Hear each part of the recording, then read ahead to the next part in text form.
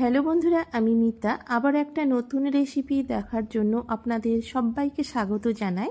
আজকে আমি চিতই পিঠা রেসিপি করে দেখাবো, আশা করি আপনাদের খুব ভালো লাগবে। আজকে আমি বাজারে শুকনো চালের গুঁড়ো দিয়ে অসংখ্য জালিদার চিতই পিঠা বানিয়ে দেখাবো। এই চিতই পিঠা বানানো খুব সহজ হয় এবং খুব তাড়াতাড়ি বানানো যায়। আর এই চিতই পিঠার ব্যাটার বানিয়ে আলাদা করে কোনো রেস্টে রাখবার দরকার নেই, সঙ্গে সঙ্গেই বানানো যাবে। আর এই চিতই পিঠাগুলো 2-1 দিন যদি ঘরে রেখে খান তাহলেও পিঠাগুলো খুব সুন্দরভাবে নরম হয়ে থাকবে। এখানে চিতই পিঠার ব্যাটার বানানোর জন্য একটা বাটিতে করে 1 বাটি আমি সুজি নিলাম। এরপর যে বাটিতে আমি সুজি নিয়েছি সেই বাটিরই অর্ধেকটা চালের গুঁড়ো দিলাম। এরপর 1/2 চামচ ইস্ট দিলাম, 1/2 চামচ লবণ, 1 প্যাকেট মিল্ক পাউডার দিয়ে শুকনো উপকরণগুলো ভালো করে মিশিয়ে নেব। আর বন্ধুরা অবশ্যই পুরো ভিডিওটি দেখবেন আর একটা লাইক দেবেন। আপনাদের একটা লাইক আমাকে নতুন ভিডিও বানাতে উৎসাহ জাগাবে। দেখুন ভালো করে মিশিয়ে নিয়েছি। এরপর যে বাটিতে আমি সুজি নিয়েছিলাম সেই বাটিরই 1 বাটি প্রথমে হালকা গরম জল দিলাম। জলটা এমন গরম করে নেবেন যাতে একটা আঙুল ডুবিয়ে রাখলে তাপটা সহ্য করতে পারেন, ঠিক সেই রকম আমি জলটা গরম নিয়েছি। এখানে আমার মোট 2 বাটি গরম জল লাগবে। প্রথমে আমি 1 বাটি আর 1/2 বাটি দিলাম। এই বাকি অর্ধেকটা জল আমি পরে ব্যবহার করব। দেখুন ভালো করে মিশিয়ে নিয়েছি।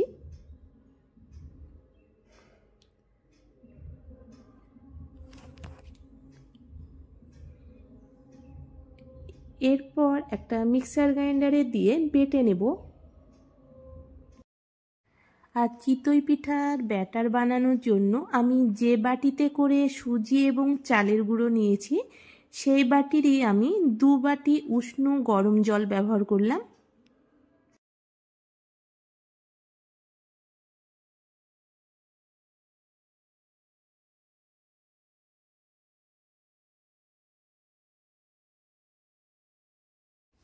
দেখুন এখানে আমি ভালো করে বেটে নিলাম।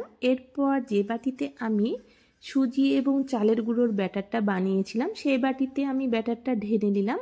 বাকি অর্ধেকটা জল মিক্সার গ্রাইন্ডারটা ধুয়ে দিয়ে দেব।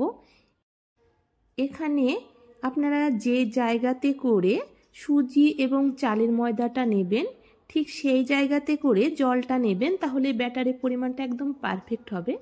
এরপর 1 চামচ আমি বেকিং পাউডার দিলাম। বেকিং পাউডার দেবার সঙ্গে সঙ্গে দেখবেন এইভাবে ফেনা ফেনা হয়ে যাবে।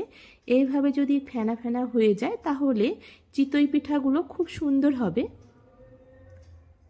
বেকিং পাউডার দেবার পর 1 মিনিট থেকে 2 মিনিট সময় নিয়ে ভালো করে ফেটিয়ে নেব।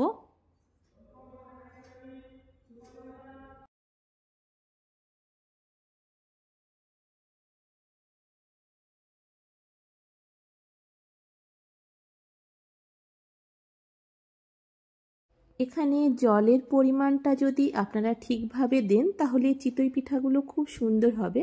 দেখুন বেকিং পাউডার দিয়ে আমি মিনিট 2 সময় নিয়ে ফেটিয়ে নিয়েছি। এরপর চিতই পিঠা ভাজবার জন্য এখানে আমি ননস্টিকের ফ্রাই প্যান ব্যবহার করেছি। সামান্য পরিমাণ তেল দিয়ে ভালো করে ফ্রাই প্যানে ব্রাশ করে নেব। ফ্রাই প্যানটা প্রথমে ভালো করে গরম করে নিয়েছি। এরপর গ্যাসের ফ্লেমটা মিডিয়াম টু হাই রেখে চিতই পিঠাগুলো ভেজে নেব। এখানে গ্যাসের ফ্লেমটা মিডিয়াম টু হাই করে রাখবেন, তাহলে চিতই পিঠাগুলো খুব অসংখ্য ছিদ্রযুক্ত হবে। দেখুন 1 হাতা ব্যাটার দেবার পর নিজে থেকেই দেখুন খুব সুন্দরভাবে ছিদ্র হতে শুরু করেছে। এইভাবে যখন বাবলস তৈরি হবে তখনই বুঝতে পারবেন পিঠাগুলো খুব সুন্দর হবে। দেখুন এই পিঠাটা ভাজা হয়ে গেছে। আর একটা পিঠা ভাজতে 2 থেকে 3 মিনিট সময় লাগবে। আর এখানে একবার তেল ব্রাশ করে দিলেই পিঠাগুলো ভাজা হয়ে যাবে। এখানে পিঠাগুলো ভাজবার সময় আলাদাভাবে ঢেকে দেবার দরকার নেই। 2 থেকে 3 মিনিট এইভাবে গ্যাসের ফ্লেমটা মিডিয়াম টু হাই রেখে দিলেই পিঠাগুলো তৈরি হয়ে যাবে। দেখুন এই পিঠাটা হয়ে গেছে। এই পিঠাটা উঠিয়ে নিয়ে একই রকমভাবে বাকি পিঠাগুলো ভেজে নেব।